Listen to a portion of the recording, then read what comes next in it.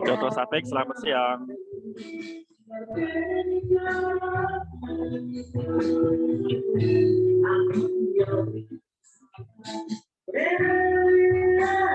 Dr. Sapek, selamat siang. Oke, kita tunggu dulu Sapek akan gabung dengan kita ya.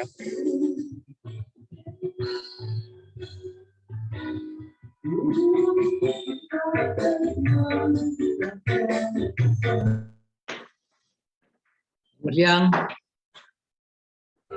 Oke, maaf untuk Sapek lagi di luar, jadi nggak bisa tanya jelek, ada gangguan suara musik segala itu. Baik, Ngapain ke Jakarta? Hah? Ngapain ke Jakarta? Ya, ada acara mendadak. Ya.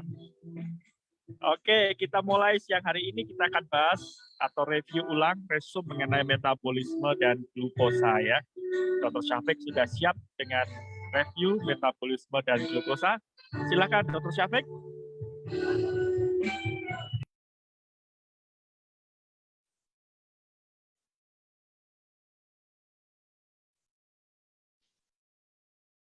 Hari ini kita akan mereview rangkuman glukosa, energi metabolisme, glycemic index, dan glycation data DM ya. Oke, kita tahu bahwa ada 4 proses reaksi kimia. Ada elektrolisa, ya, ada elektrokimia, dan ada elektromagnetik. Hari ini kita bicara reaksi kimia. Kumpulan dari reaksi-reaksi kimia ini adalah disebut metabolisme.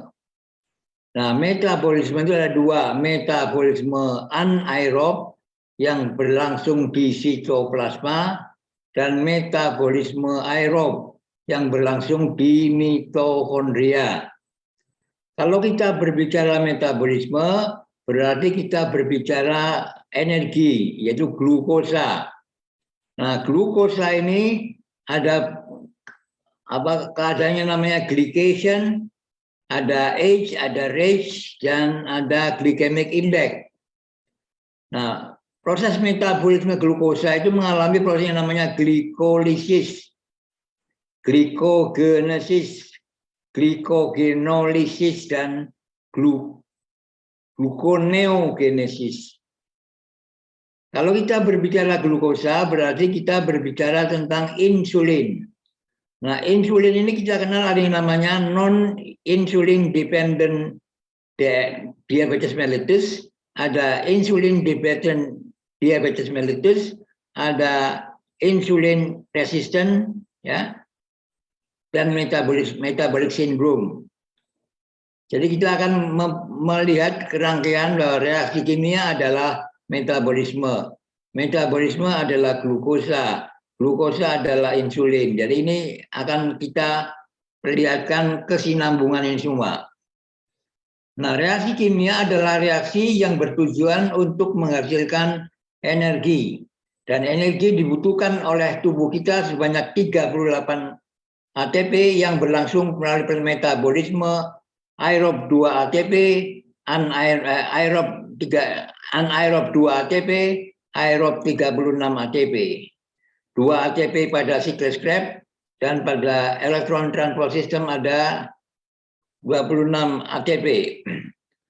Kemudian glukosa ini juga ada kondisi yang namanya glycation, ada anti-glycation ya reseptor, dan ada rage, dan ada glycemic index.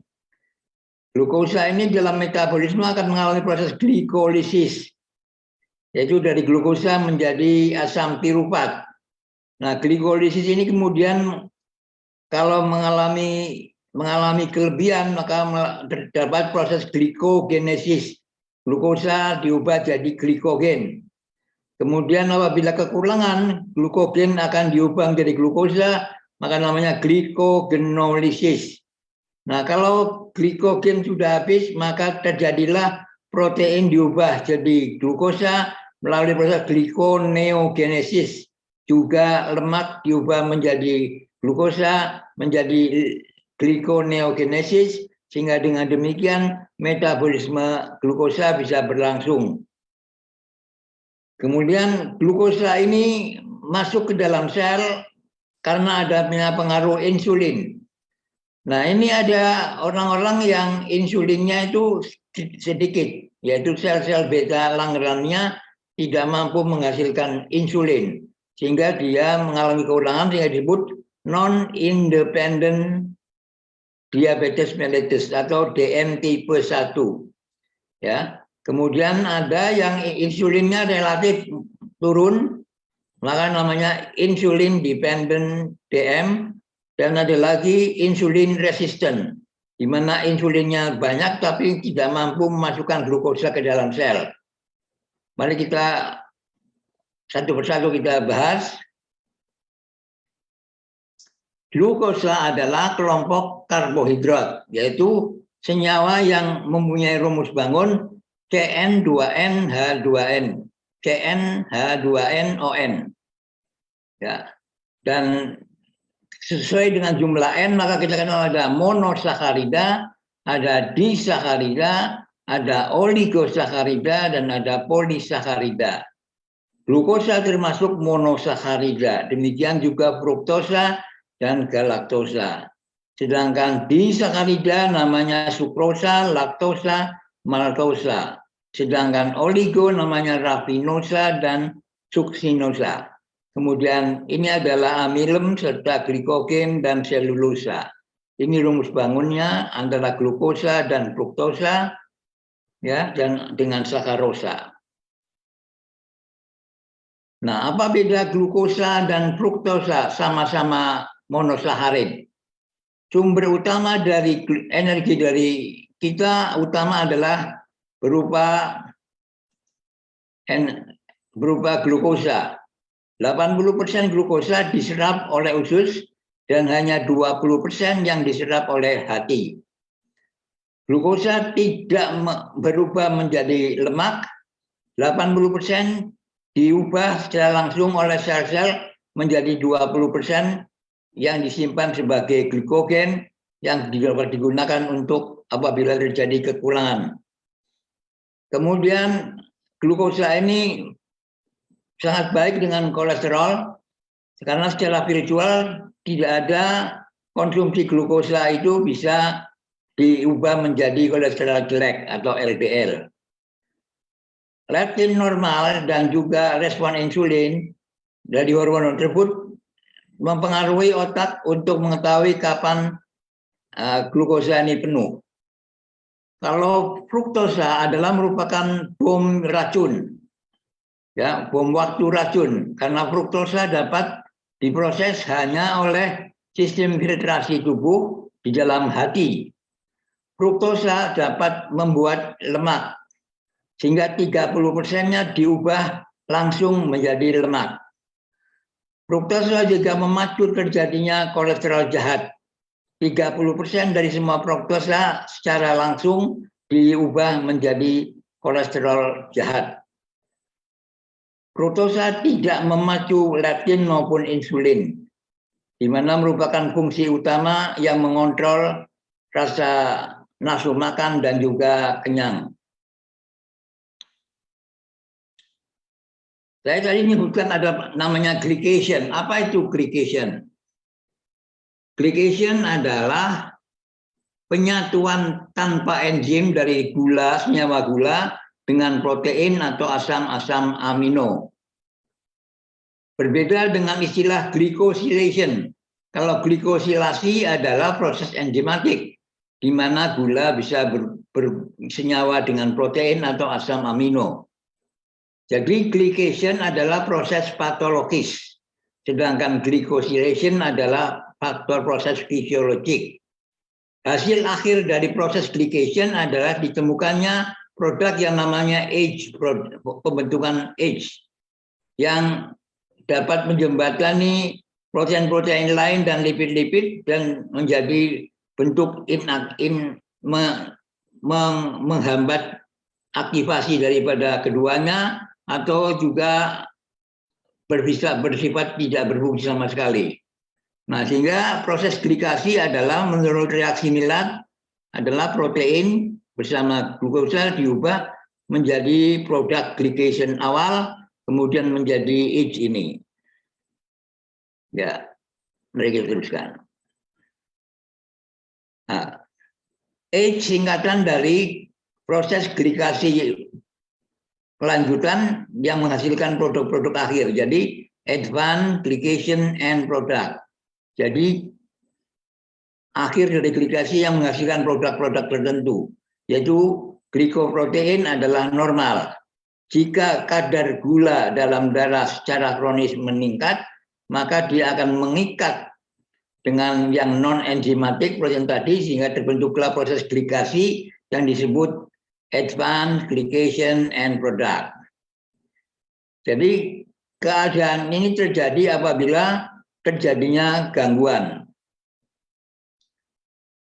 Sedangkan efek daripada advanced glycation and product adalah kalau meningkat, maka terjadi pembentukan reseptor H, di mana protein-protein dimodifikasi melalui proses glikasi kelanjutan, sehingga menghasilkan protein-protein H yang bekerja sebagai fotosintetizer daripada kerusakan DNA. Jadi dengan demikian kalau ada H maka cenderung untuk merusak mikrosirkulasi. H juga membentuk glue atau yang melekat sehingga darah-darah menjadi tidak elastik dan menjadi stenosis. Juga memacu terjadinya peradangan dan juga merusak lemak, DNA serta materi biologis lainnya. Juga bekerja pada RAGE. RAGE itu reseptornya.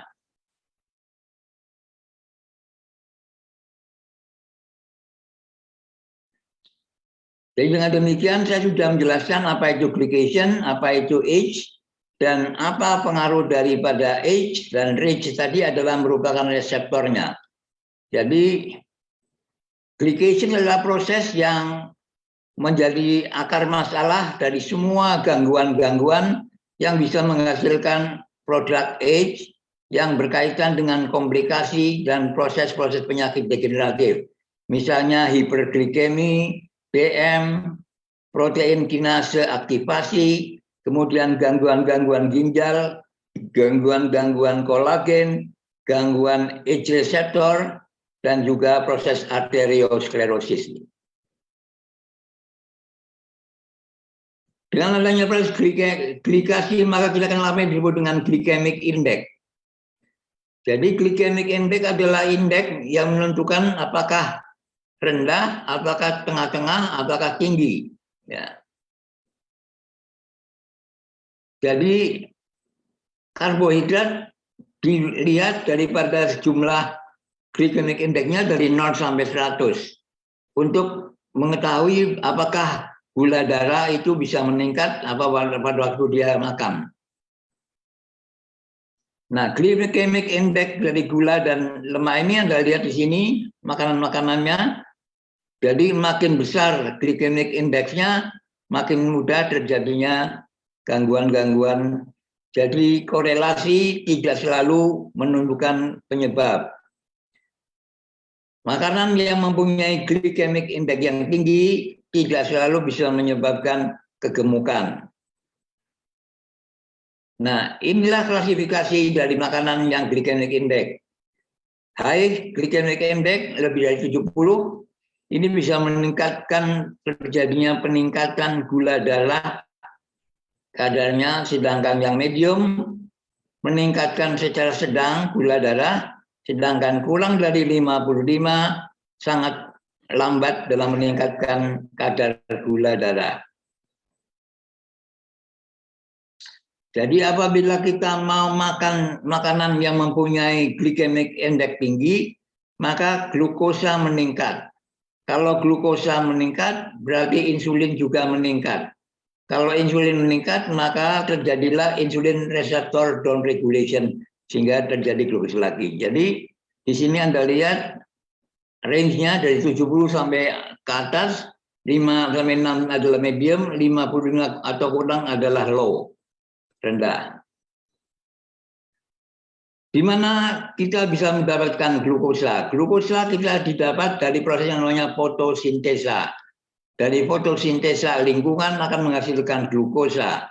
Dan glukosa ini bisa berguna untuk kepentingan respirasi, untuk melepaskan energi, dan juga untuk pembentukan asam-asam nukleat, bisa untuk membentuk selulosa, bisa untuk membentuk amilem, bisa membentuk lemak-lemak dan penyimpanan membran sel, kemudian juga bisa membentuk sukrosa dan juga bisa membentuk nitrat dari tanah atau membentuk nitrit, ya.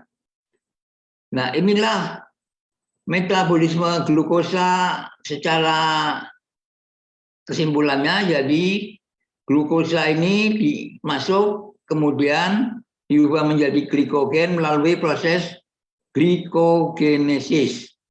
Apabila glukosanya kurang, maka glukosa akan dijadikan lagi menjadi glikogenolisis, sehingga terjadilah glukosa 6-fosfat yang bisa berubah melalui proses ini menjadi pirufat, yaitu glikolisis menjadi pirufat.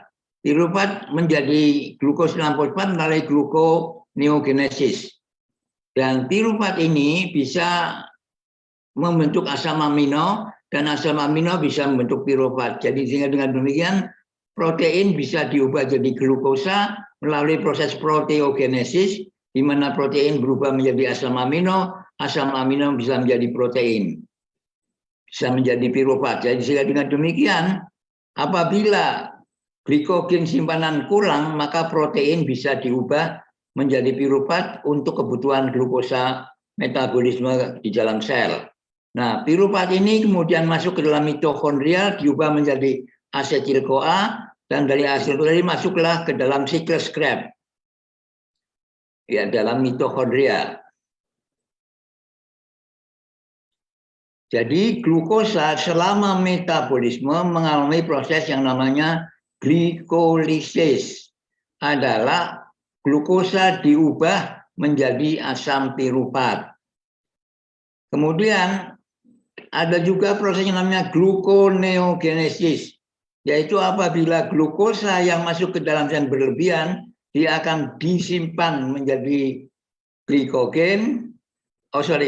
Gluconeogenesis adalah proses di mana glukosa dibuat bukan berasal dari karbohidrat, tapi dari protein dan dari lemak. Kemudian ada glikogenesis, adalah pembentukan glukosa disimpan dalam bentuk glikogen, dan apabila glukosanya kurang dalam sel, maka glikogen diubah menjadi glukosa yang namanya glikogenolisis. Jadi glikogenesis menyimpan bentuk glikogen, glikogenolisis adalah penguraian glikogen menjadi glukosa kembali. Jadi dengan demikian kebutuhan glukosa bisa berlangsung dengan adanya 4 proses tadi: glikolisis, gluconeogenesis, glikogenolisis, dan glikogenesis. Tadi kita sudah sebut bahwa glukosa ternyata ada proses glikasi, di mana protein tadi bergabung dengan gula melalui proses yang tanpa enzim, namanya glycation. Tapi kalau glikosilasi melalui proses bersama enzim, itu tidak apa-apa. Glycation ini juga yang berbahaya, dan glycation tadi bisa membentuk glycemic index dan bisa berkaitan dengan age dan rage, yang tadi saya jelaskan.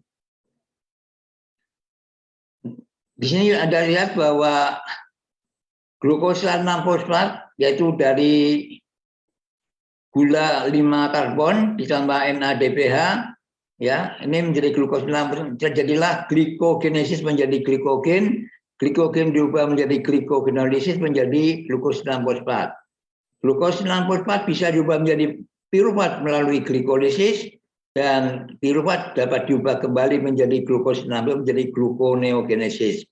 Jadi asam-asam amino dapat juga diubah melalui proses gluconeogenesis tadi dari protein. Demikian juga lemak juga bisa diubah melalui proses gluconeogenesis. sehingga kebutuhan glukosa dapat terpenuhi. Ini adalah gambaran siklus Krebs di dalam mitokondria, adalah rangkaian reaksi-reaksi kimia dalam berbentuk lingkaran semacam ini, dan sebagai hasil akhirnya Anda lihat pembentukan asam-asam amino esensial ya.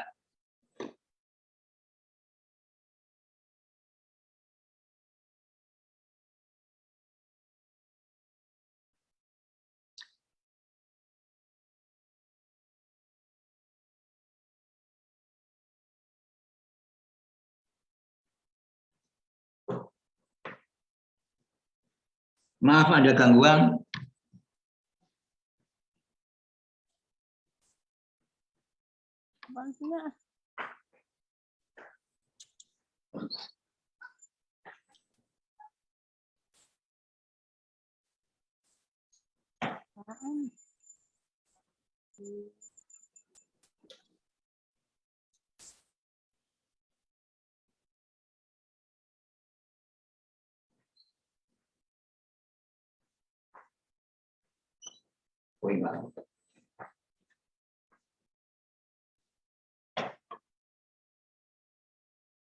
Ini oh satu-satu. Ya. Oke, saya jelaskan kembali. Jadi kalau kita ingat BM, kita berbicara tentang diabetes mellitus ya, maka kita harus selalu DM ini berkaitan dengan insulin. Dan kalau kita berbicara insulin, kita berbicara glukosa. Dan kalau kita berbicara glukosa, kita berbicara metabolisme. Di dalam metabolisme, glukosa ini masuk karena adanya insulin tadi. Glukosa tadi akan mengalami proses glikolisis menjadi asam pirufat.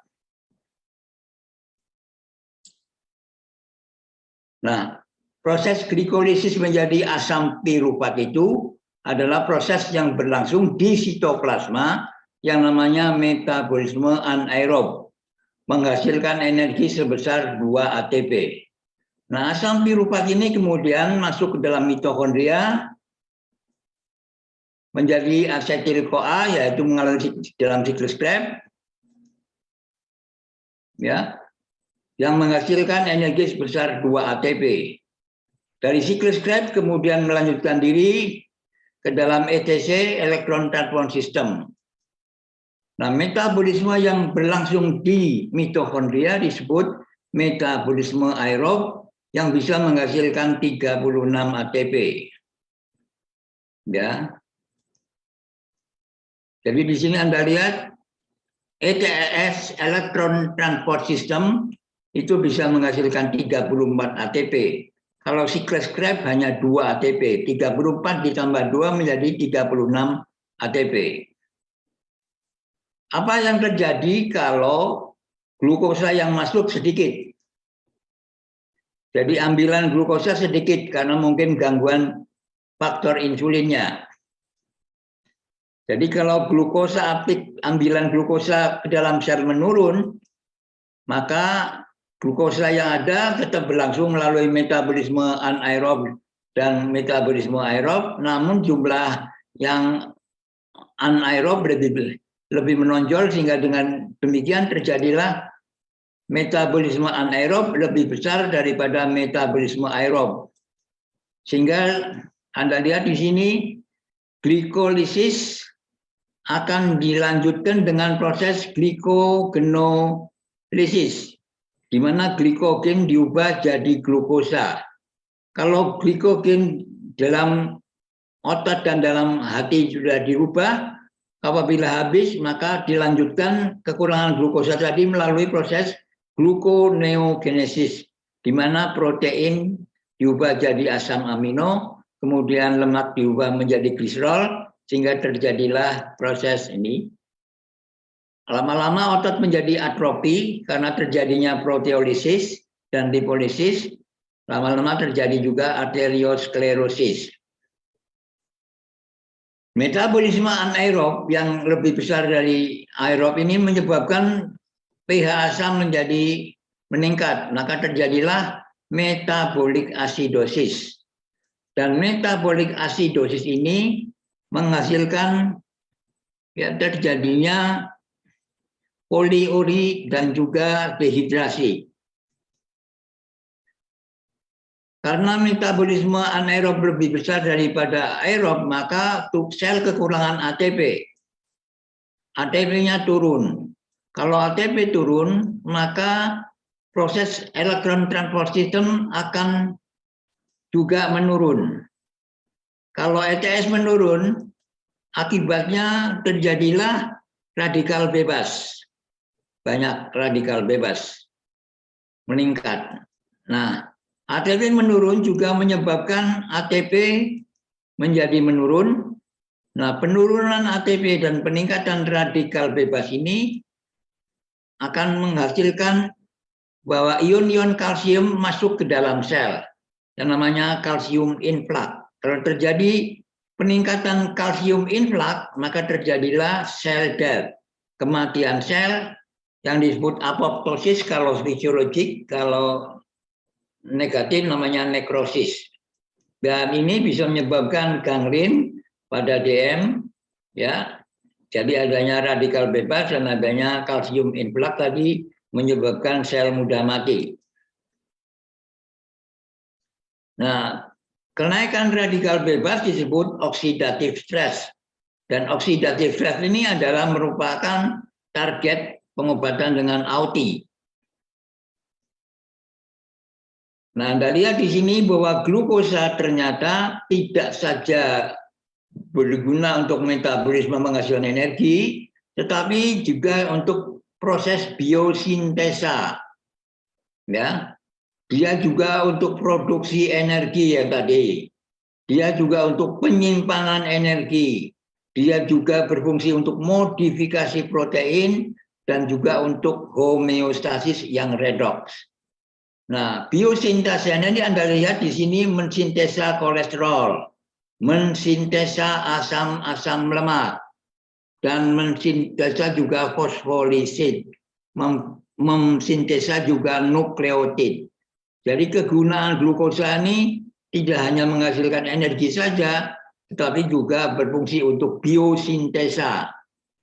Glukosa juga berperan untuk proses produksi energi, yaitu tadi dalam metabolisme melalui proses glikolisis.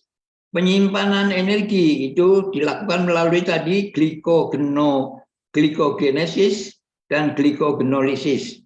Sedangkan modifikasi protein Anda lihat di sini bisa dilakukan melalui sintesa glukagon, ya ini glikagon ya, dan juga sintesis. Sedangkan redox homeostasis dilakukan melalui proses ini, sampai menjadi NADPH dan akhirnya menjadi ini. Ini adalah proses terjadinya redox homeostasis. Jadi jelas glukosa sangat penting di dalam tubuh.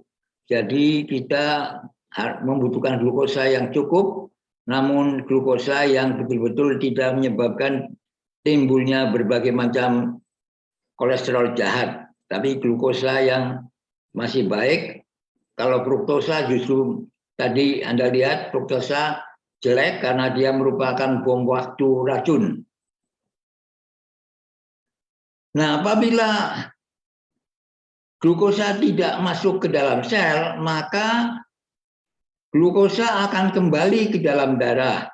Sehingga kadar gula dalam darah menjadi meningkat, maka namanya hiperglikemi.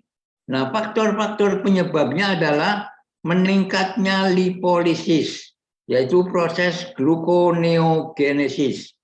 Meningkatnya glukosa reabsorpsi, juga menurunnya uptake ambilan glukosa, juga karena adanya disfungsi neurotransmitter, meningkatnya HGP, juga meningkatkan sekresi glukagon.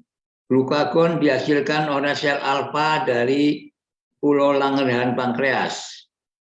Inilah faktor-faktor yang menyebabkan tadi terjadinya hiperglikemia. Sehingga pada kedokteran barat, maka hiperglikemi dikasih obat-obat yang berbagai macam, ada sulfonylurea, ada ini ya, ada incretin, ada amilin, tergantung maksudnya tadi apa. Kalau untuk mengontrol nafsu makan, dikasih incretin, amilin. Untuk meningkatkan reabsorpsi glukosa diberikan ini. Dan uptake dan glukosa penggunanya digunakan ini. Jadi dengan demikian berbagai macam obat-obat hiperglikemi ini adalah dalam rangka untuk menyelesaikan masalah tadi. Nah, terjadinya hiperglikemi juga karena intake yang terlalu banyak dari natrium, gangguan dari nefron ginjal, ya, juga gangguan dari genetik, obesitas maupun juga gangguan endotil, sehingga terjadi hiperinsulinemi, terjadinya perubahan membran sel, terjadinya kelebihan renin angiotensin, terjadinya pacuan overaktif saraf-saraf simpatik, menurunnya filtrasi, dan juga penyimpanan retensi sodium dalam ginjal yang bisa menyebabkan volume cairan meningkat, sehingga terjadilah beban pada jantung yang meningkat, sehingga terjadi kontraktilitas juga meningkat, sehingga terjadilah cardiac output yang meningkat, sehingga cardiac output kali tahanan perifer meningkat, menimbulkan kenaikan tekanan darah, sehingga disebut hiperglikemi. Ini gambaran organ yang berkaitan dengan glukosa. Ini di sini hati. Ini ada kandung empedu. Ini ada ductus choledochus yang bersatu dengan ductus hepaticus menjadi ductus. Ini ya, ductus choledochus ini adalah gabungan dari ductus hepaticus dan ductus cysticus masuk ke dalam duodenum. Kemudian juga dia bergabung dengan ductus pancreaticus dari pankreas, sehingga dengan demikian Anda lihat di sini penyatuan empedu dan juga sekresi daripada pankreas. Karena pankreas ini adalah organ yang bersifat eksokrin maupun endokrin. Dia bisa menghasilkan hormon, tapi juga bisa menghasilkan getah-getah. Eksokrin adalah getah melalui ductus-ductusnya ini. Ya. Ini Anda lihat ductusnya, kalau ada organnya dilihat, ya ini ductus pancreaticusnya, ada Santorini, ada Wirsuni, ini masuk ke dalam duodenum, ya untuk terjadinya proses metabolisme. Nah, ini adalah bagian dari pankreas yang disebut dengan pulau Langerhans, yaitu adalah komponen endokrin dari pankreas. Jadi pankreas disebut sebagai dual organ. Organ yang berfungsi eksokrin dan juga berfungsi endokrin. Nah, pulau Langerhans ini dijumpai ada berbagai macam sel. Yaitu ada sel alfa menghasilkan hormon glukagon, ada sel beta menghasilkan insulin, ada sel delta untuk menghasilkan somatostatin, dan ada F sel yang menghasilkan pankreatik polipeptid. Nah, hormon pankreatik polipeptid ini juga berfungsi untuk menguatkan fungsi eksokrin dari pankreas. Untuk bisa menghasilkan getah-getah pankreas yang cukup. Jadi Anda lihat di dalam pulau Langerhans, jumlah sel-sel beta lebih banyak dari sel alfa. Sel gamma, sel delta lebih sedikit, dan sel F juga lebih sedikit. Jadi yang terbanyak adalah sel beta. Nah, apabila gangguan terjadi genetik pada sel-sel yang menghasilkan insulin tadi terjadi, maka terjadilah apa yang disebut dengan insulin resistant. Jadi di sini kadar insulinnya cukup, tapi nggak mampu untuk menyebabkan glukosa untuk bisa masuk ke dalam sel. Ini karena misalnya karena faktor genetik, karena gaya hidup sedentary, karena intake karbohidrat yang terlalu berlebih-lebihan, sehingga bisa menyebabkan resisten insulin ini. Sehingga ini bisa menyebabkan kardiomiopati, gangguan jantung, juga menyebabkan perubahan neurologis, ya, terjadinya sering kencing, dan juga terjadinya gangguan pencahayaan, ya, perut kembung dan lain sebagainya. Juga lemak abdomen yang makin meningkat, gula darah meningkat, dan juga hipertensi terjadi di sini. Kemudian terjadi juga peningkatan trigliserid dan juga terjadinya proses inflamasi pada hati maupun pada yang berupa sirosis, dan juga terjadinya apnu pada waktu tidur, terjadinya polycystic ovarian disease, penyakit POD ini akibat adanya faktor insulin resisten yang disebabkan oleh karena gaya hidup sedentary atau oleh karena faktor-faktor genetis ataupun terlalu banyaknya intake karbohidrat yang dimakan, terutama yang glycemic index-nya tinggi. Nah, sel alfa dari pankreas itu menghasilkan glukagon. Nah, glukagon ini fungsinya apa? Untuk meningkatkan produksi glukosa, untuk meningkatkan kekenyangan. Kalau di ginjal meningkatkan kecepatan filtrasi glomerul pada ginjal sehingga terbentuk penyerapan air lebih baik, reabsorpsinya. Yang pada usus dia akan menyebabkan motilitasnya usus menjadi lambat, sedangkan pada hati bisa meningkatkan glycogenolysis. Glycogenolysis artinya glikogen diubah jadi glukosa. Gluconeogenesis adalah artinya protein diubah menjadi glukosa setelah terbentuk asam amino. Sedangkan glikogenesis adalah glukosa yang berlebihan diubah menjadi glikogen. Sedangkan hepatocellular survival di sini sel-sel parenkim hepar menjadi meningkat baik, terjadi pula oksidasi lipid meningkat, sehingga dengan demikian produksi glukosa liver juga meningkat. Glukagon juga menstimulasi pembentukan insulin oleh sel beta, yaitu melalui proses autoregulasi dari sel. Juga meningkatkan lipolisis, jadi lemaknya berkurang. Kemudian bisa meningkatkan efek inotropik pada jantung, menyebabkan oksidasi glukosa meningkat, glikolisis juga meningkat. Ini jadi glukagon sama insulin selalu berpasang-pasangan karena efeknya saling menguatkan. Jadi yang satu menaikkan, yang satu menurunkan. Apa faktor-faktor resiko pada orang-orang DM? Orang-orang DM itu karena kurang inaktif secara fisik, jadi kurang gerak, dia juga merupakan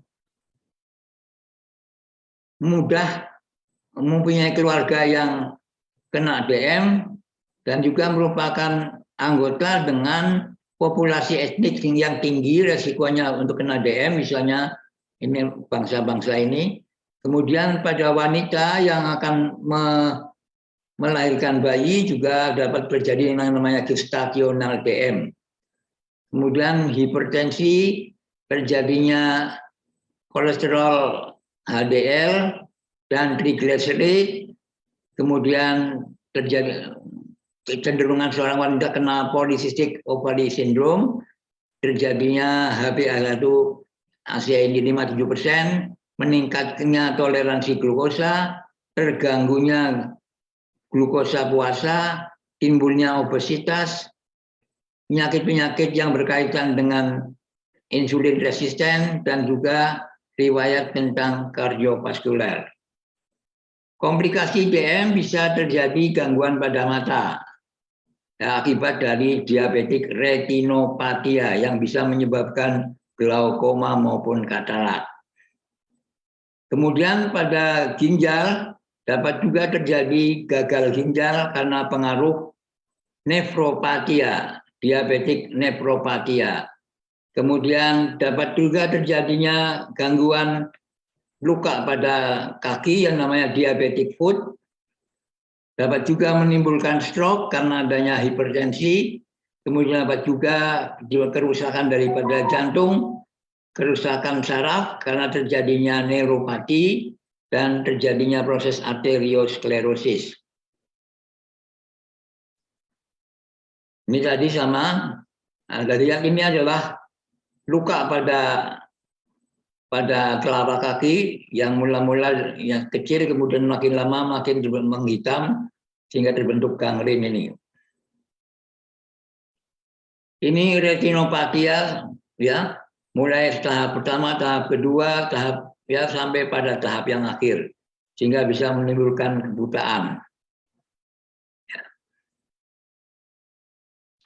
Nah, AUTI ini mengandung polifenol katekin. Katekin adalah zat yang berkhasiat melawan penyakit degeneratif. Katekin juga merupakan antioksidan. Anda lihat tadi pada proses metabolisme, karena adanya oksidan yang meningkat, karena adanya kalsium influx, maka terjadilah kematian sel, dan ini antioksidan bisa membantu menurunkan itu sehingga tidak terjadi oxidative stress.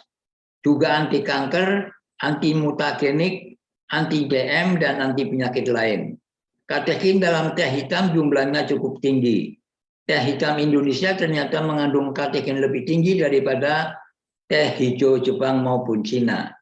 Nah, theaflavin juga terdapat dalam teh hitam. Theaflavin hanya terdapat dalam teh hitam, teh hijau tidak mengandung. Kekuatan theaflavin setara dengan katekin, bahkan beberapa publikasi menyatakan theaflavin lebih potensial dari katekin. Jadi AUTI ini lebih hebat untuk gangguan-gangguan ini, ya, karena antioksidannya lebih tinggi. Nah, jadi pada kandungan AUTI ada zat-zat bioaktif yang namanya anti diabetes, antioksidan, anti karsinogen, anti inflamasi, anti alergik, ya, kemudian juga antibakteri serta neuroprotektif. Jadi ini merupakan SCTV, jadi satu tapi untuk semua. Oke. Ada zat yang namanya prebiotik, simbiotik, dan probiotik. Prebiotik dan probiotik dicampur menjadi simbiotik. Prebiotik adalah makanan untuk bakteri-bakteri usus. Kita ketahui bahwa manusia 90 triliun adalah merupakan mikrobiom, sedangkan 70-nya adalah sel-sel. Ya, jadi prebiotik ini adalah makanan yang dibutuhkan untuk biom-biom yang ada dalam tubuh kita. Prebiotik ada substansi yang dapat hanya bisa dimetabolisme oleh bakteri usus dan tidak bisa oleh sel-sel manusia yang ada di dalamnya. Sedangkan probiotik adalah bakteri yang hidup yang dibuat menjadi sesuatu yang dikonsumsi menjadi kultur bakteri yang aktif. Nah, jadi ada yang menggunakan simbiotik, campuran dari pre dan pro. Kalau pre adalah makanan, kalau pro adalah bakteri yang sudah dilemahkan tapi bisa memacu terjadinya proses metabolisme pada usus tadi. Jadi kembali kalau kita berbicara diabetes mellitus, itu berarti kita berkaitan dengan insulin. Dan kalau kita bicara insulin, berarti kita bicara tentang glukosa. Kalau kita mengenai glukosa, berarti kita berkaitan dengan metabolisme. Nah, mari kita lihat. Kalau kita berbicara insulin, maka kita kenal ada insulin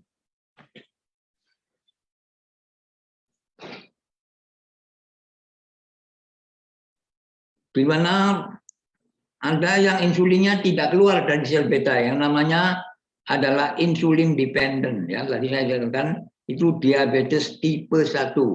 Ya, maka disebut juga IgDM.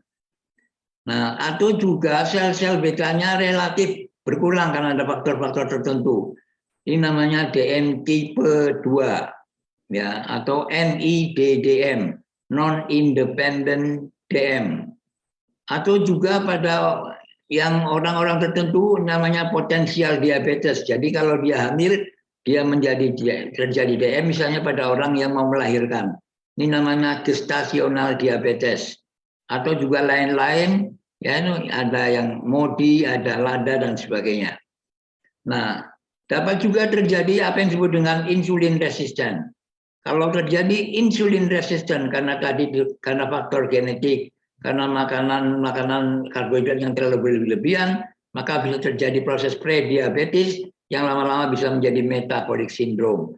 Dan metabolic syndrome ini berkaitan juga dengan obesitas. Jadi obesitas, DM, dan metabolic syndrome sama merupakan 3 trio yang berhubung-hubungan. Oke, insulin. Insulin dihasilkan oleh insula Langerhans pankreas, pulau Langerhans. Ada sel alfa, ada sel beta, ada sel delta, ada sel F. Ada yang menghasilkan glukagon, ada yang menghasilkan insulin, ada yang menghasilkan somatostatin, dan ada yang menghasilkan pankreatik polipeptid. Dan pankreatik polipeptid tadi adalah meningkatkan fungsi eksokrin. Jadi pankreas adalah dual organ. Pankreas ini organ yang bisa berfungsi eksokrin dan bisa berfungsi endokrin. Endokrin rumusnya adalah dia tidak punya saluran langsung dicurahkan dalam bentuk hormon. Tapi kalau eksokrin, getah ini dihasilkan melalui saluran-saluran.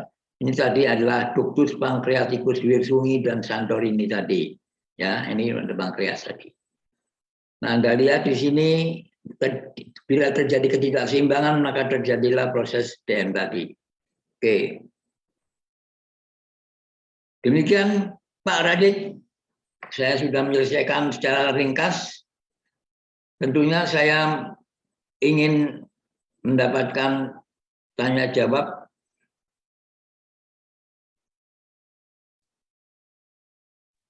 Pak Safik. Baik, terima kasih Pak Safik. Ya. Ini sementara Pak Radik sinyalnya jelek sekali, jadi tidak bisa memandu dan keluar masuk terus. Nah, baik. Silahkan kalau ada pertanyaan Bapak Ibu. Monggo, Bu Rian. Saya mau nanya. Ya. Pak Safik nih banyak yang saya catat tadi. Mau di cross check. Gini Pak Safik. Jadi kalau ada penderita diabetes ya, dia itu lemak hati itu kenapa Pak? Hatinya berlemak itu kenapa maksudnya? Terbungkus lemak apa masuk Pak? Ya karena penyimpanan lemaknya terlalu banyak. Akibat karena apa? Karena glukosa yang berlebih tadi harusnya kan diubah menjadi glikogen. Glikogen ya. Nah, tapi kan glukosanya mungkin glukosa yang pada masyarakat kan banyaknya fruktosa. Jadi glukosa ini diubah menjadi lemak. Sehingga orangnya menjadi cepat gemuk. Nah, lemak tadi akan melapisi jantung, melapisi hati, sehingga terjadilah pelemakan darah dan sebagainya. Melapisi. Oke, nah gini Pak Safik. Jadi ada orang, misalnya dia sering jajan di supermarket, minimarket gitu ya, makanan-makanan yang zaman sekarang lah ya. Fruktosanya tinggi. Ya, saya dengarkan tadi kan dia makanan-makanan itu mengandung fruktosa yang kadar gulanya sangat tinggi. Nah, ternyata dia juga hatinya atau livernya yang tadi terbungkus lemak itu, berarti kalau saya tadi dengerin kan ada bagannya itu salah satu dari bagan diabetes adalah liver ya Pak ya, melibatkan liver untuk yang proses tadi. Jadi kesimpulan saya gini Pak, kesimpulan saya orang yang itu tadi sering makan makanan yang mengandung fruktosa, pengawet dan sebagainya, ketika dia livernya terganggu dengan adanya lemak tadi itu bisa berpotensi juga terkena DM gitu ya Pak Safik ya? Ya, karena liver tadi kan fungsi utamanya adalah detoksifikasi. Jadi kalau livernya terganggu, maka faktor detoksifikasi dari tubuh terganggu, sehingga dia perlu antioksidan. Juga pada liver juga untuk metabolisme glikosa, glikolisis, gluconeogenesis, glikogenolisis, itu semuanya terjadi di hepar. Ya, ya. Jadi kalau liver itu dia terganggu, maka akan banyak metabolisme yang terganggu, karena Pak ya. Hati itu DPR-nya tubuh, dapurnya tubuh. Oh iya betul, oke sip. Nah terus gini Pak Safik, ya saya paham ya. Jadi itu seseorang bisa terkena DM karena pengaruh livernya juga sudah terganggu, plus makanannya yang mengandung fruktosa tinggi ya Pak ya, memicu Pak ya. Iya. Nah, yang kedua Pak. Ya.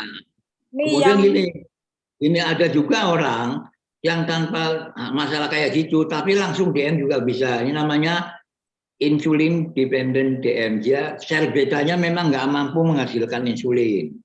Sebentar, sel beta. Oh, jadi yang menghasilkan insulin itu ini ya, sebentar, Sel beta dari Langerhans. Ya, oke. Ya. Oh, gitu.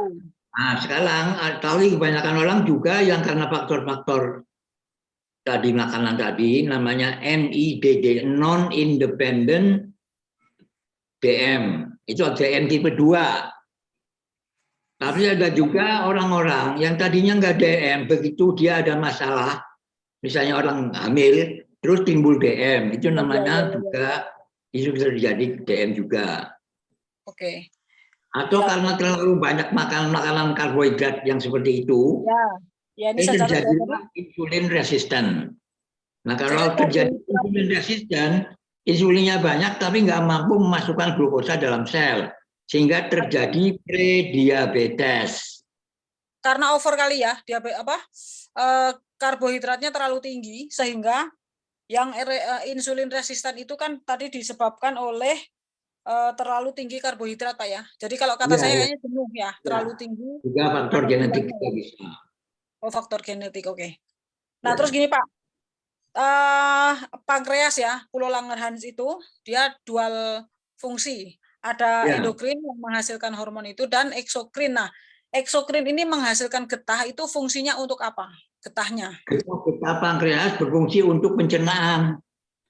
Oh, jadi getah perut, getah dalam usus itu kan untuk pencernaan. Oh gitu. Jadi maka disebut DM itu bukan penyakit tapi gangguan metabolisme. Gangguan metabolisme. Iya, dan Anda lihat gangguan metabolisme yang melibatkan adalah glukosa. Tadi kan saya katakan glukosa itu biosintesa untuk membentuk protein, untuk membentuk lemak, itu perlu glukosa. Bayangkan kalau itu ganggu. Jadi maka DM itu merupakan gangguan metabolisme yang kemana-mana, bisa hipertensi, bisa hiperglikemi dan sebagainya. Ya, terus gini Pak, obat ya, ini saya catat obat. Seseorang yang kena DM kemudian dikasih obat banyak, itu kalau tadi saya dengarkan berarti obatnya itu sebenarnya untuk mengendalikan organ lain ya? Bukan, jadi kan mekanisme dari hiperglikemi itu macam-macam, incretinnya meningkat dan sebagainya. Nah itu kadang-kala dia ngobatin itunya supaya yang naik jadi turunkan, namanya obat ini. Tadi itu ada yang tadi. Tapi yang paling baik daripada kedokteran timur adalah tidak melibatkan itu. Yang penting masalahnya di sini terlalu banyak terjadi oksidatif stres. Maka kita kasih antioksidan. Padahal sebenarnya pakai OT aja udah garansi Pak ya, diabetes itu langsung cukup ya. Yang biayanya tidak biayaan, kan biayanya kan lebih murah. Iya betul, kan banyak yang nggak ngerti Pak. Jadi sebetulnya poinnya adalah oksidatif stres, hanya kekurangan antioksidan ya. Jadi karena metabolisme aerob yang menurun, jadi 36 ATP tidak berlangsung, berarti tubuh kurang dari ATP. Kalau ATP-nya kurang, maka oksidannya makin banyak. Kalau oksidannya makin berlebih, maka antioksidannya nggak mampu. Akibatnya juga kalsiumnya masuk ke dalam sel. Kalau kalsium masuk dalam sel, ATP menurun dan tadi oksidan meningkat, maka sel mengalami kematian. Banyak sel-sel yang mati.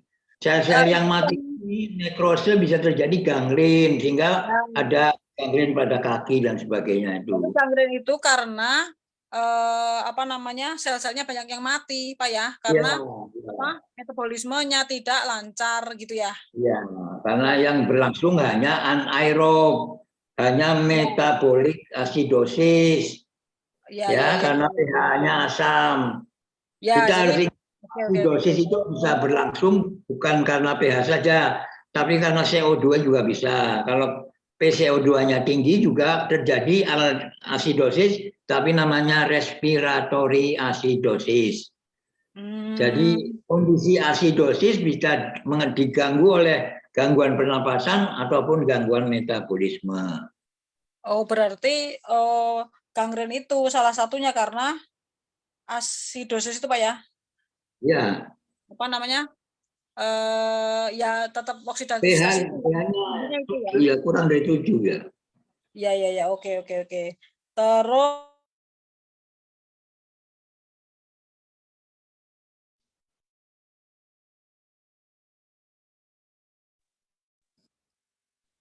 gangren apa ya? Ntar Pak, tunggu Pak. Ya, apa-apa. Terus gini Pak, itu kan biasanya dia juga kolesterolnya naik, darahnya juga naik gitu Pak ya? Itu tadi gimana Pak? Jadi Kan tadi kalau satunya gulanya kembali ke darah, maka gulanya menjadi pekat, ya. Lama-lama terjadilah mikroangiopati. Jadi pembuluh darah kecil-kecil dulu yang tersumbat. Itu di mata namanya retinopati, di ginjal namanya nefropati, di saraf namanya neuropati. Lama-lama ke pembuluh darah besar, maka terjadilah proses arteriosklerosis. Nah, kalau terjadi itu, maka terjadilah hipertensi. Nah, kalau sudah terjadi hipertensi, maka terjadilah stroke pada otak. Terjadilah gangguan gagal ginjal, terjadilah gangguan koroner. Itulah akibatnya. Jadi itu karena makroangiopati. Dari itu mikro aterosklerosis itu makroangiopati. Yang mikro yang ke tadi itu mata gitu ya. Ya. Oh iya. Terus gini Pak, ada penderita DM Pak ya. Itu kan dagingnya itu udah sampai keluar gitu Pak ya. Biasanya kan seperti itu tuh Pak. Kok bisa ya Pak ya? Itu tulangnya itu kayak kemakan gitu Pak. Bisa Pak ya? Iya kan gangren kan kematian sel. Jadi kematian sel kan memacu. Ya. Gitu. Maka kebanyakan ingin diamputasi, padahal tidak perlu amputasi, perlu dipacu regenerasi sel. Jadi sel itu juga kalau dipacu dengan terapi yang cukup lama, itu selnya akan kembali lagi. Jadi yang tadinya rusak menjadi menyembuh kembali. Oh, berarti Pak itu yang kayak jari-jari pada putus itu gangren itu karena apa? Kematian sel itu ya? Iya. Kemakan ya. Iya. Nah, agar supaya tidak menjalan maka diputus, diamputasi. Oh. Itu kalau kedokteran barat. Tapi kalau kedokteran timur tidak, diobati.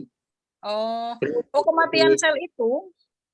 Oh, loh, kematian sel kenapa? Ya, saya maksudnya apa? Kematian sel ada dua. Kematian sel yang normal namanya apoptosis. Ya. Misalnya rambut kita potong, tumbuh rambut lagi.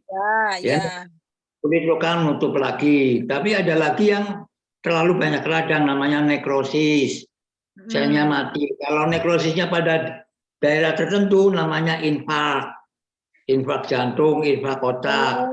Kalau daerahnya lebih luas namanya gangren. Warnanya hitam. Aduh, Pak, saya kemarin baru itu tuh ketemu yang kayak gitu tuh Jadi itu dia sampai tulangnya itu habis Pak, tulangnya berarti itu ya tadi ya penyebabnya ya. Iya, itu harus laten. Jadi jangan negatif, terus laten ya di terapi dengan WA.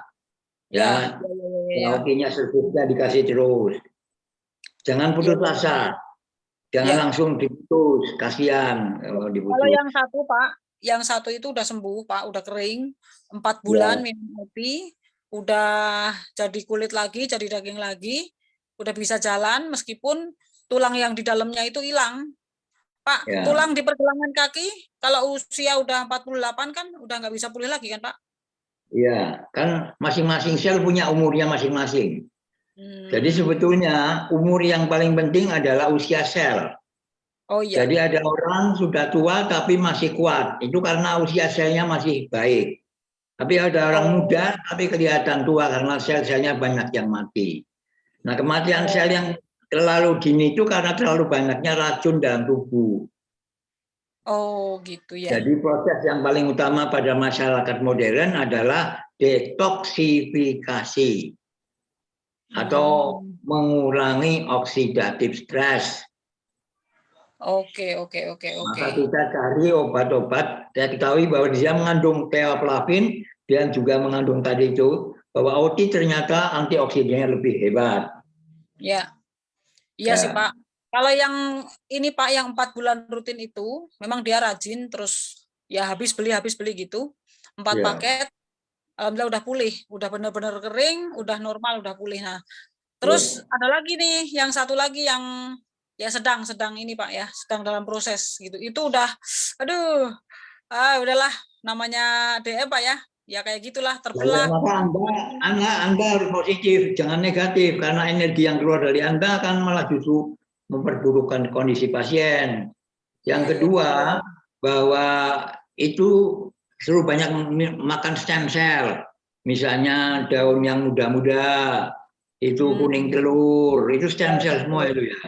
Supaya dia bisa memacu terjadinya proses regenerasi. Sel, oke. Jadi sel itu bisa tumbuh namanya regenerasi, bisa mati namanya degenerasi, bisa menyesuaikan diri namanya adaptasi. Jadi tubuh sel ini hebat, dia mempunyai hormon yang namanya sitokin. Dan sitokin kan ada 3, ada endokrin, ada parakrin, ada autokrin. Kalau autokrin adalah menyembuhkan sel itu sendiri. Kalau parakrin menyembuhkan sel tetangganya. Kalau endokrin sel yang jauh di mata dari tempat itu. Jadi tubuh kita ini hebat. Tetapi kalau kita sedikit-sedikit makan dari luar, lama-lama sel ini akhirnya menjadi males. Akibatnya proses regenerasi turun, regenerasi itu menjadi meningkat. Lah ya cepat itu Darmo. Ya. Oke. Ya, sip. Saya paham. Karena itu Pak, ya kebetulan lagi banyak yang ketemu orang diabetes gitu ya, DM ya. Padahal sebenarnya udah sering dengar sih Pak, cuman lebih jelas lagi lah. Jadi yang ini ada beberapa lah yang saya catat tadi ya. Salah satunya yang terlalu banyak itu Pak ya, karbohidrat itu ya membuat insulinnya jadi resisten ya, bahaya Pak ya. Maka Anda harus tahu mana-mana karbohidrat yang glycemic indeksnya tinggi. Ya, kan ada lihat di YouTube itu kan ada makanan-makanan yang glycemic indeksnya 70 atau lebih bisa dari 70. Bahaya Pak ya. Oke. Bahaya, lebih baik yang kurang dari 55. Ya, pokoknya konsumsi yang di bawah 55. Konsumsi organik lebih baik. Oke. Ya, cukup jelas Pak Syafiq. Ya, dan glukosa itu kalau sama fruktosa masih lebih manis fruktosa daripada glukosa.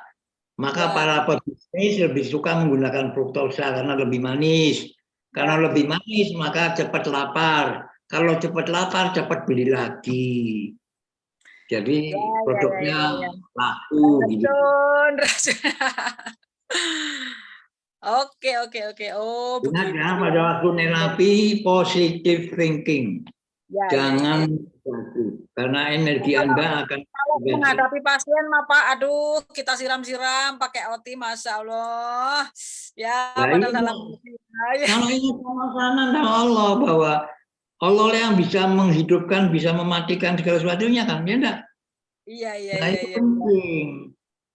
Itu energi yang penting. Karena menurut penelitian, vibrasi yang paling kuat adalah vibrasi suara. Siap.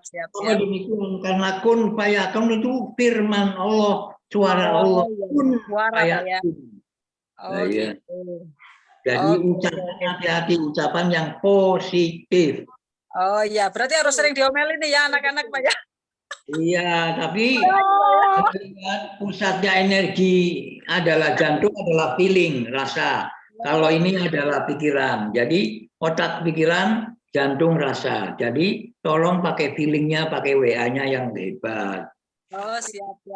Energi dari jantung lebih kuat daripada energi dari otak. Semuanya bervibrasi. Ya.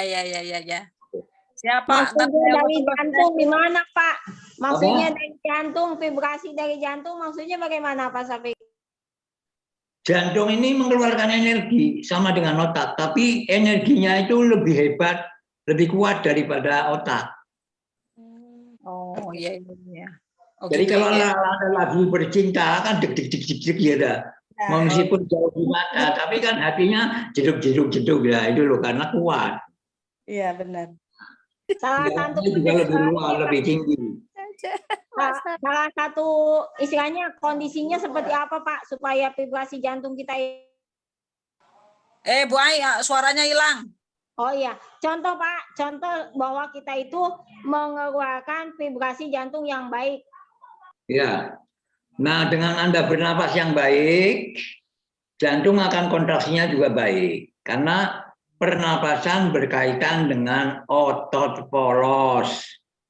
Otot poros adalah otot yang melingkumi organ, usus, pembuluh darah. Jadi kalau napas Anda teratur, maka orang dulu bilang kalau lagi marah, tolong unjalono ambekan. Artinya lama-lama marahnya turun. Jadi bernapas yang teratur itu baik. Apalagi kalau dengan Allah, itu kan. Nah, pikir suara itu bisa berupa firman, bisa berupa sabda, bisa berupa ucapan, ya enggak?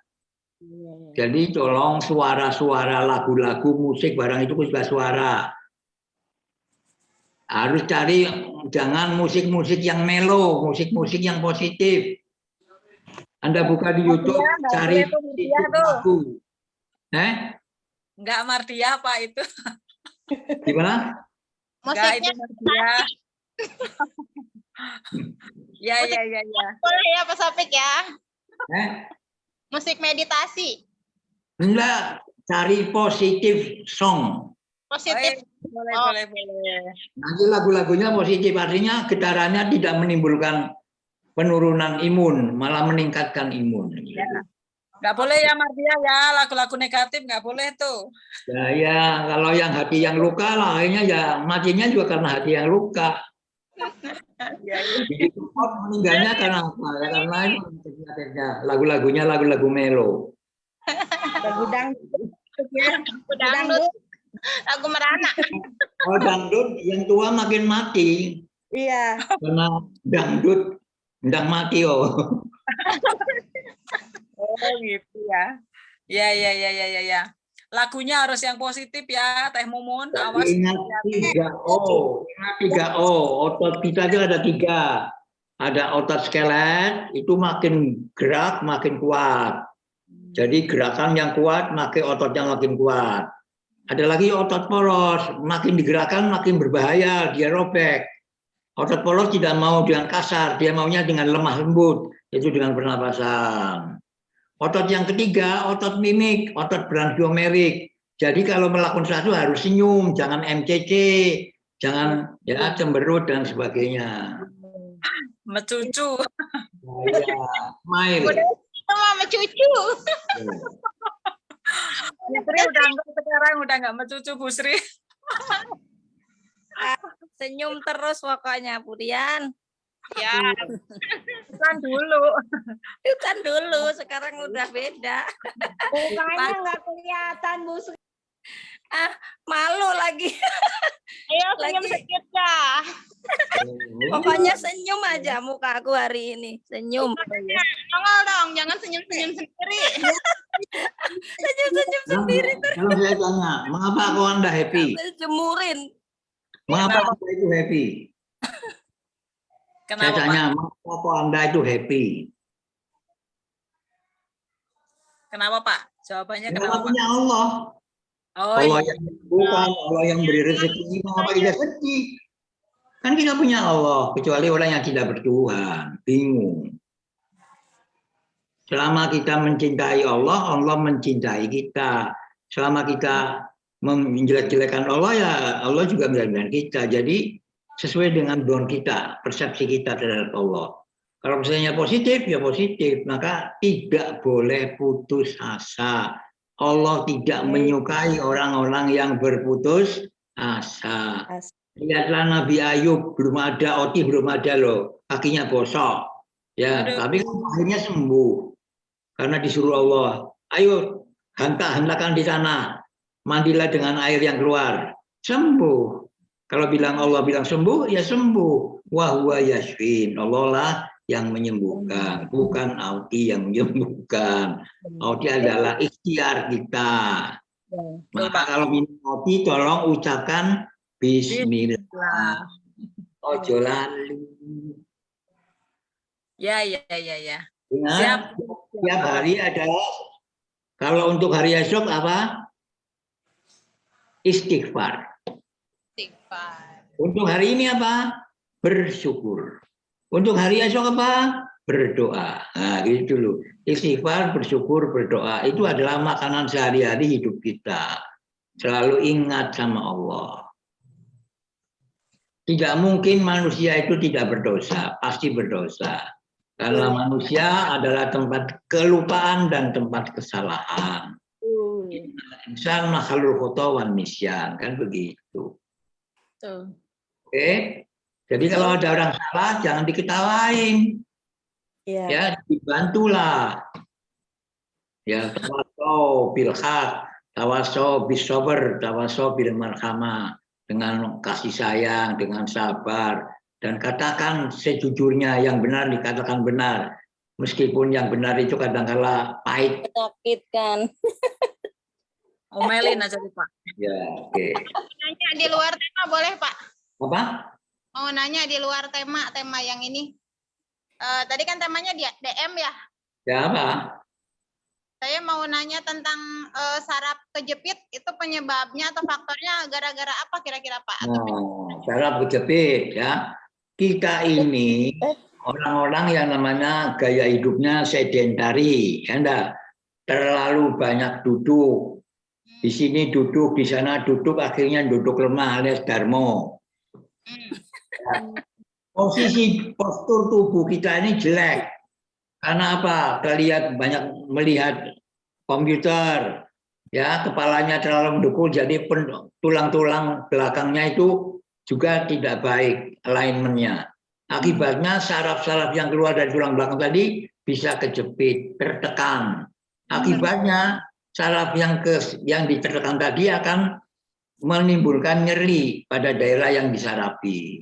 Iya, Misalnya biasanya pada orang yang membawa beban-beban yang berat itu bisa terjadi HMP, maka itu bisa sampai ke kaki rasanya, karena sarafnya sampai ke kaki. Itu namanya kejepit kayak gitu, itu karena posturnya yang tidak benar. Jadi tolong itu pakai itu beli apa namanya itu bantal leher yang sehingga bisa tegak lagi. Kita harus banyak tegak begini, jangan yang rukuk begini. Rukuk dan sujud yang lama, yang benar. Itu supaya tulang belakangnya baik alignmentnya. Nah, untuk ininya Pak, solusinya selain dengan minum OTI, mungkin ada terapinya tuh seperti apa, misalnya apakah jalan atau naik sepeda atau bagaimana? Posturnya yang baik. Postur tubuh yang tegak, jangan jungkuk. Ya, kemudian berdirinya yang simetris, jangan begini, jangan begitu. Ya, kalau tangan itu lebih banyak digunakan yang kiri, yang kanan akan mengalami asimetri juga, ya toh.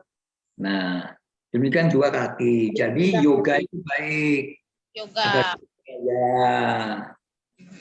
Karena yoga itu melibatkan napas, melibatkan cinta kasih, melibatkan peregangan sendi-sendi. Ya. Ya, baik Pak. Berenang boleh atau dianjurkan atau? Berenang boleh. Karena kalau berenang itu semua ototnya gerak. Ya, oke. Terima kasih Pak Sepertinya Syafiq. cocok ini Pak Syafiq untuk materi Sabtu depan. Ya. Oh iya. Tentang Boleh. saraf Pak. Bagaimana? Kita Kemudian, ulangi tentang saraf Pak. Nah, ya nanti saya beritahu lagi lah. Oh ya, ada siap. hal yang mungkin saya akan umumkan sesuatu yang mungkin tidak mengenakan pada panjenengan, tapi ya saya harus terpaksa. Ya. Lain kali ya nanti saya beritahu, nanti lewat Pak Radit ya. Ya, siap. Baik. Pokoknya saya berdoa supaya Anda terus mencari ilmu dimanapun berada. Terutama buka smartphone di YouTube itu. Jangan melihatnya YouTube terus yang dilihat. YouTube itu siapa tuh Pak? Ya, namanya YouTube. Iya, itu tetangga saya tuh namanya Tumi. Nah, iya. Tenan kan, tanggone tenan deh. Tenan Bu, Tumi ini. Baik, apakah ada pertanyaan terakhir mungkin? Tidak ada? Ya, cukup. Kayaknya udah ditanyain sama Bu Rian semua. Saya udah. Baik, karena aktif. Dari dulu kan zoomnya neng-nengan. Iya. Saya ngomong sih. Seperti ini ya Pak Safik ya, interaktif ya. Ini namanya zoom yang kayak gini nih. Baik, Banyak berarti percakapan. ditunggu pertanyaan berikutnya. Saya mau nanya lagi satu lagi boleh? Boleh? Boleh, Pertanyaan terakhir silakan. Boleh kok. Misalkan gini Pak, tadi kan saya menanyakan tentang pasien saya ya, yang nggak lain itu adalah adik saya sendiri. Nanti kalau Pak Sapik mau ngasih tentang materi saraf kejepit, boleh ya beliau ikut Zoom-nya? Boleh, siapa saja ajak, siapa aja.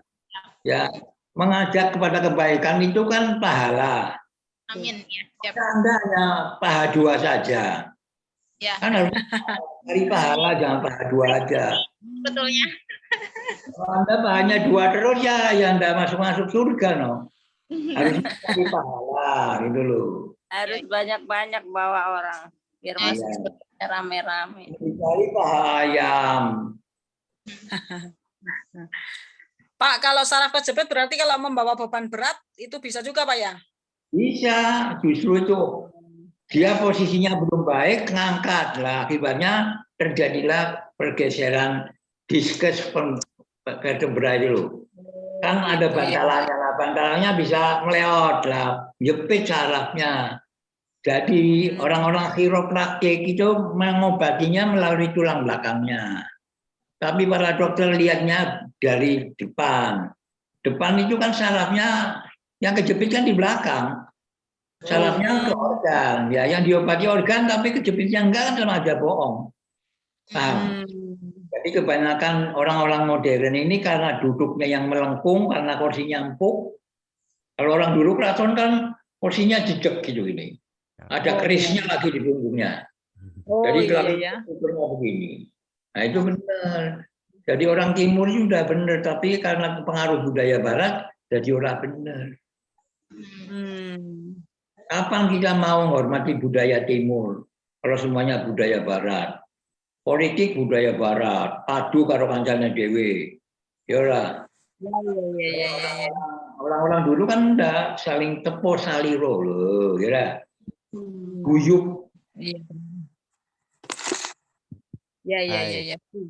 Karena waktu sudah habis, ya mari kita akan tutup ya. Kalau kita lanjut Sabtu depan Pak Safik, sepertinya masih banyak sekali pertanyaan yang mau ditanyakan gitu ya. Ya. Baik, kita akan tutup ya. Sampai bertemu kembali di Zoom Sabtu depan dengan materi-materi yang lebih asik kembali ya. Yang diharapkan Pak Safik adalah kita bisa lebih interaktif seperti ini. Ya. Selamat sore. Terima kasih telah bergabung bersama Zoom kami. Terima kasih. Saya sekali lagi. Oti. Sekali lagi. Oti. Dahsyat. Ya, kita tutup Zoom kali ini. Terima kasih. Terima kasih Oti. Terima kasih Pak Sapik.